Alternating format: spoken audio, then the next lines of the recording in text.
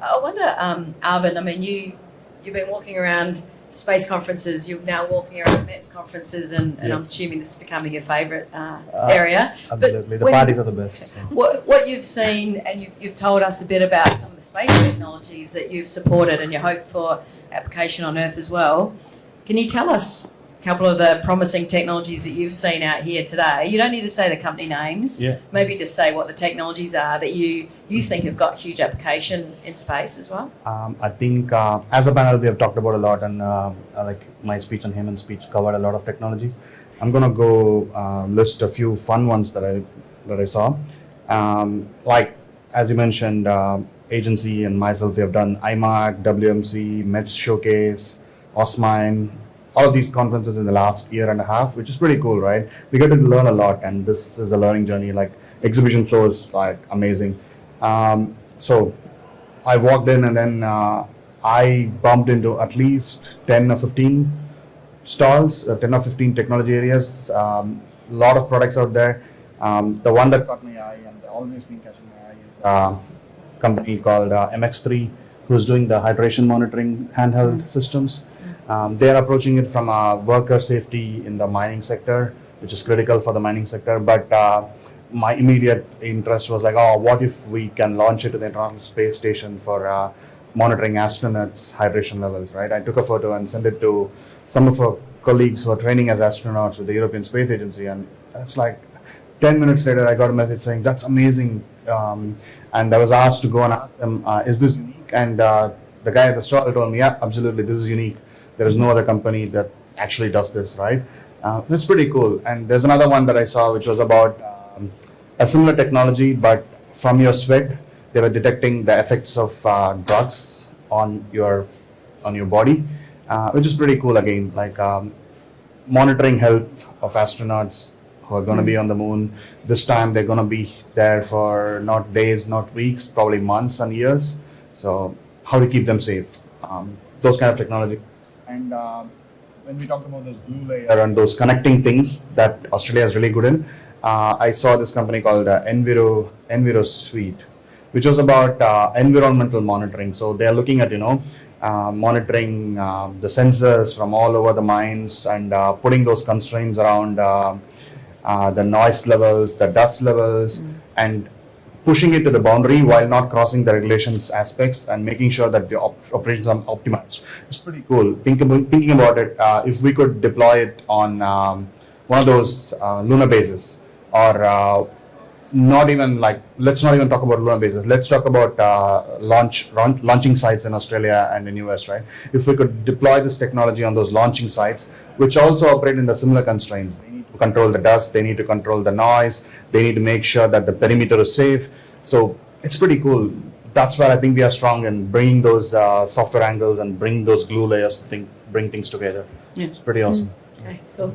It's great just to see. I think it's having a set of eyes that walks across both industries is what really helps to. And this is the smallest. I've got a note full of notes. We'll get you to share with everyone so we can see. Yeah. And maybe Herman, just adding to what you've already talked about. I mean, there's a lot of technology that you've already been deploying, and you're starting to transform how we look for resources. I think we just have different resources on Earth and in space, don't we? We have water, ice, or we have commodities or critical minerals. When you think about where to next, if you're going to transform the way that we explore, what else would you love to have complementing your technology to transform? Yeah, good question. So the immediate direction for us is this multi-physics aspect. So at the moment, it's a seismic sensor. We can integrate a gravimetric sensor in the device, and then that's two different physical properties that can be correlated and produce a richer model. And we can think about adding magnetic and other components of seismic. There's sort of a long list of things that we could add to the sensing element of the system. That's probably the most direct answer to the question. I also wanted to touch on your question, John, on the going rogue a little bit. Those prioritization of things. I'm not sure how I would necessarily back it up as number one, but the one I resonate most with is connectivity myself, because we've lived that problem at Fleet. Arvind, you mentioned the suitcase we used to have, the suitcase-sized geode. We've been through a journey of answering the question of, okay, if you want to get this amount of data back from the field, with a battery-powered device, how do you do it? And actually out there on the floor, you can go see Intelsat, SES, some of these other providers. They have solutions for connectivity, but they all have power sockets that are meant to be fed by a vehicle or a big battery or generator or something. So that wouldn't work for a geode, for example. And on the other end, there are definitely satellite-connected solutions that you can send like the equivalent of text messages. But if you want to send a bit more than text messages, which is what you need to do for seismic analysis, for example, there isn't a solution. So in the case of Fleet, we're actually building that. But I think there's interesting gaps in, like, if you think of a space of things that could be self-powered and small, and sending data requires connectivity. And if you imagine doing it on the moon, you don't want to do it with billion-dollar geostationary or lunar stationary satellites. You want to do it with small, cheap, small number of satellites, which is exactly the same problem statement as on the Earth. Yeah, I might jump on. I'll second that one. I'm going to add on to that topic. So, when prioritizing technologies, Hemant is talking about prioritizing it from a needs perspective. There's also the opportunities perspective, because when we work very closely with NASA on the Moon to Mars architecture, for example, they've got this really cool architectural diagram where they've got an image of a rocket, and that rocket is made up of multiple pieces, and it's like a puzzle, right? And each of the pieces of the puzzle is colored by a different color, and each color represents a country.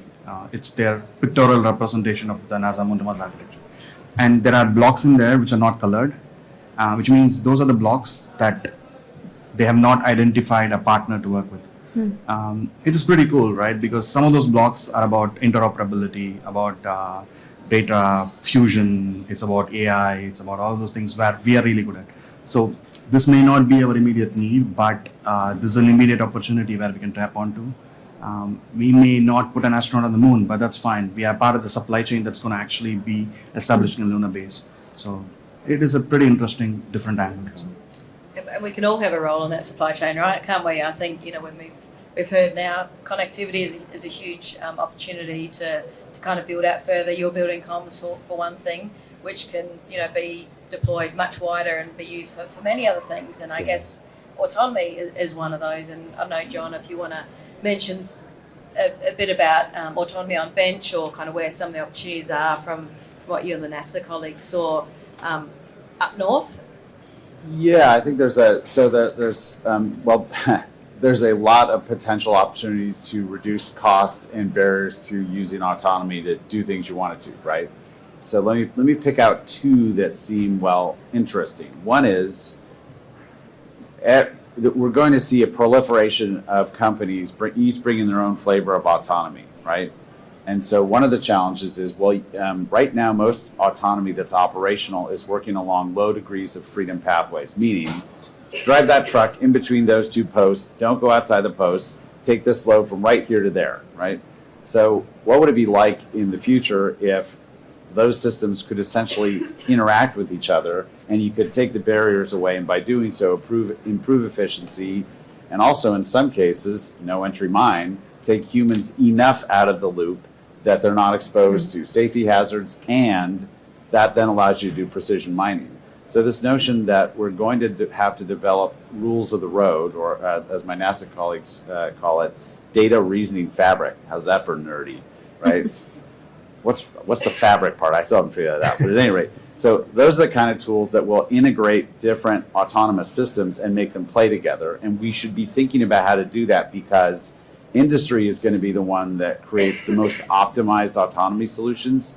And we need to make sure that we have ways of making them work together towards common goals. That's one flavor of investment in autonomy that we could do that would have a big payoff, I think, for Australia and other sort of, let's call it, supply chain environments.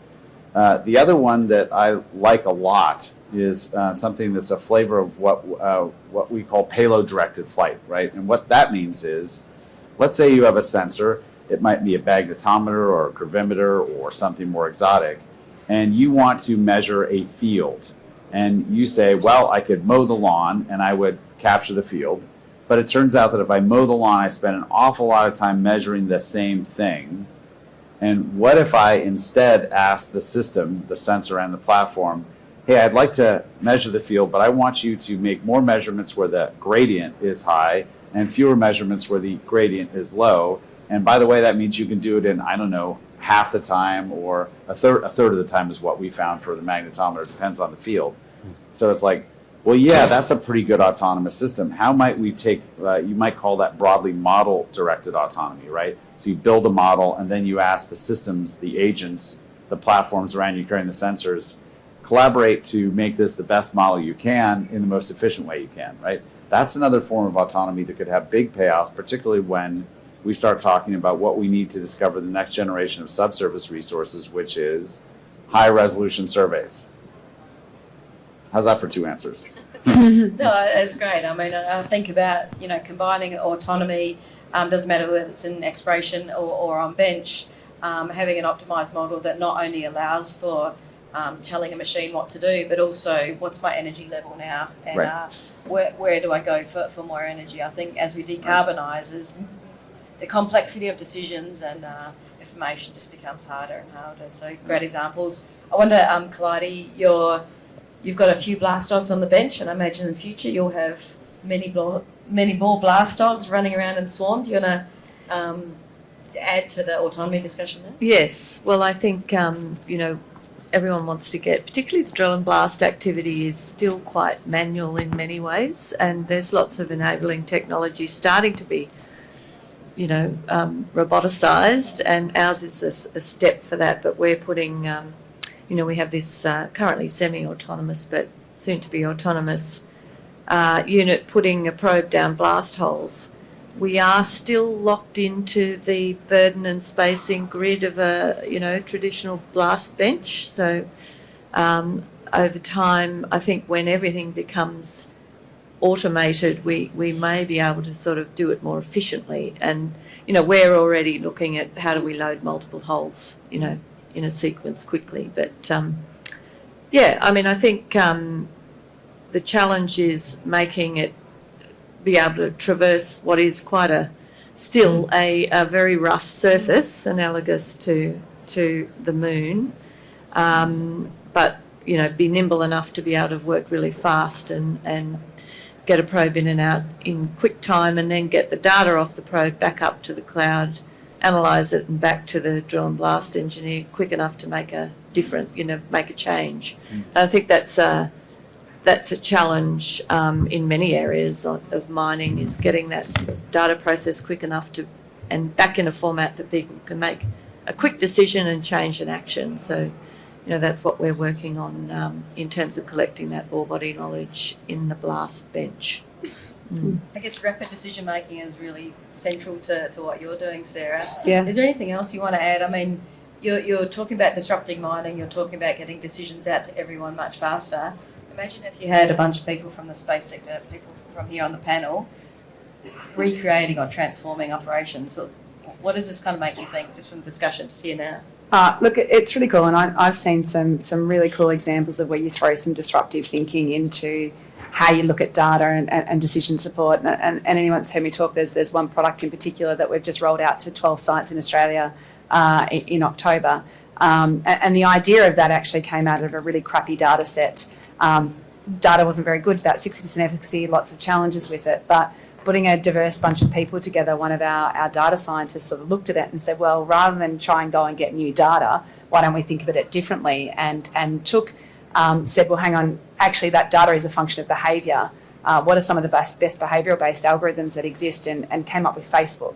And because Facebook can predict when you're going to, spend money and what you're going to spend money on. So use that algorithm to actually apply it into the data so that we could actually pinpoint where changes in the production happen. Now, we've taken that concept and now expanded into a deep neural network learning algorithm that can not only look at operations and decisions in operations today and stability of the process in operations, but we're now forecasting to about 94-95% accuracy of what production's performance is going to look like in the next 3 months for an underground mine, which is pretty wicked. So I just think if that thinking just from having a diverse bunch of people together can spark that kind of thinking, and now we don't need to go back and actually do all this additional data acquisition that was initially thought about to apply traditional thinking about how we, analyse data. If we can get some of that out there, different thinking, we can leverage all the data that we already have to get some of that rapid decision making. And it's just about how do you look at it through a different lens. And I just see that opportunity, going back to what I said earlier around, in that sort of almost that area of ConOps, how do we deeply understand what the problems are, and then who are the right people we need to get around us to actually then say, well, how do we challenge this and really think differently? It requires a huge amount of vulnerability and humility on people's behalf to actually kind of go, actually, yeah, the way that we've always done it is not right, and actually I'm okay to hear this different perspective. There's a lot of work that we need to do on us to get that happening, but I think once you do it, it's really cool. So I think there's so many exciting things across all those levels. How do we get the connectivity? How do we get the data out? But then how do we leverage that diverse thinking to say, how do we make rapid and better decisions in this hugely increasing complex that we're dealing with in operations around ESG, etc., which is similar to what's being faced in space. So how do we join forces and do that more efficiently together? It's pretty cool. All right. I think we're actually already at time, so I might just quickly go down the panel and maybe I just ask you to actually tell us, what's next for you, or what is it that you want from the audience here, hoping that this will generate more discussion. We didn't just want to sit up here and have a panel discussion. We wanted to really talk through the presentations you've done already and through this discussion around where are some of the opportunities already, and encourage more and more discussion. So for you, what's next, or what do you want from industry to help transform what you're doing already? Yeah. And same question for everyone else. Good question. I like it. Good question. So we're very focused on exploration and discovery in general. Like that's the thing that fuels us. That's sort of our mission statement is we're explorers. And so sort of in vein of what you were saying, John, about how there are all these technologies that are being developed. In our case, it's for a particular application of mineral exploration, and we've done 150 surveys, but that's still a drop in the ocean of all exploration in the world.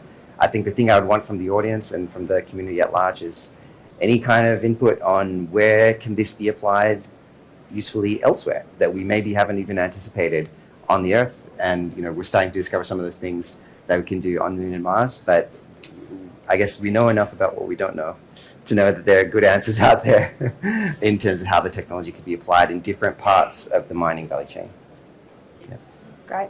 I'll answer mine in two parts, and I think, again, building on that theme, there is already so many different technologies and different bits and pieces out there. I think, the theme of collaboration is I think there's so many of us that can actually be working together. So my shout out is anyone else that's working in that sort of decision support area that you think can really help operations and how we connect that together. Would love to hear it. And I guess also that, hearing, some of the things that are happening in space and some of the ways that we're having to challenge what we're doing here on Earth as well, that, if you have got any of those crazy ideas around how you can look at things differently, then I'm all ears about how we could apply that either in mining or into space and see how we can actually accelerate that journey of really transforming and disrupting, because I think people are at the centre of that, and we've just got to be able to have the ability to throw the ideas out there and see what we can do.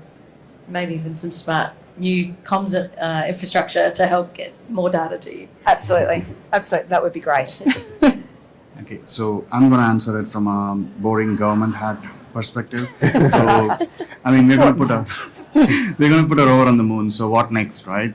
So I'm in this phase where we're constantly looking out for what's next, and what is my justification, to find the next bucket of funds to support the industry. So what we need from the industry and what we need from the audience is demand signals. We want to have those demand signals that come from you to us and from you to the government to say, okay, this is important, space is important, space enables these things, we see these use cases, let's work together. So those demand signals are important. And we need good news stories. We need companies like Fleet, for example, to become those big unicorns, so that those good news stories help us, help the space agency, put our case forward.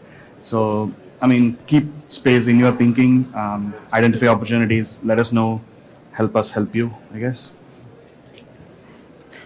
I agree with all the comments that have gone before, but I think one thing that I think we really need to do is foster this element of curiosity, not just with our up-and-coming youth, but also challenge ourselves to be a bit more curious about what's going on in space and how do we think differently in mining and take some of the methodologies that they use to sort of really challenge the way we might do things and set our minds free to think about something from a different angle and be, you know, we tend to be practical, slightly cynical, you know, prove it to me and then I'll get on board. But let's free ourselves up to sort of just think, maybe there's a different way to do things. And I think space offers that opportunity.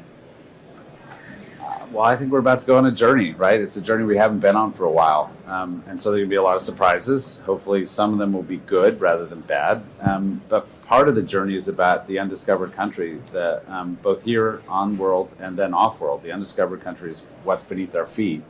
And so you guys have a huge amount of value to add to that because you've been running that experiment a lot, right? So I heard some great suggestions, quantum communication, waterless processing. The more Australia can inform the off-world resource exploration issue, the more impactful you'll be. And also, those are niches that, as Jim Free, one of our NASA leaders, pointed out, if you find a nice little ecosystem niche that you're the best at, that's a great place to be. And so, resources are one of those. And so we have partnerships with Fleet Space, with Q Control. We're developing one with AROSE. Those are starting points. There'll be a workshop in February at NASA Ames where we'll begin to explore the broader value proposition. There are lots of ways to take impactful knowledge that you have here and insert it into that sort of stream of consciousness. Michelle's a great entry point for that, as am I. And so, we welcome your ideas. Over to you, Michelle. Cool. Thank you. And I guess that's the end for this discussion. But hoping everyone is here for a bit longer, so feel free to talk to the ideas that we didn't already get from the room, and we want to create a much more collaborative sector between the two of us ongoing, so let's keep the discussion going. Thank you everyone for your time. Thanks to IMARC as well for allowing this opportunity to start to bring these two sectors together. I'm not sure if there is another session in the room. There is a video of the sponsor for today, but thank you again, everyone here. Thanks, Michelle.